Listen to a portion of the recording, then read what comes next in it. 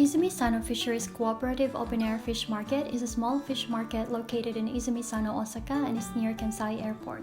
It is adjacent to a fishing port and offers varieties of fresh seafood from small to large sizes. Although the fish market is small, you will have an amazing experience. You can see different kinds of fish, shells, crabs, prawns, shrimps, squids, and other kinds of seafood, which you probably haven't seen your entire life. The others even look so exotic and are not usually sold in supermarkets. You can also find dried fish, several kinds of vegetables and fruits that are locally harvested, and even flowers and kitchenware.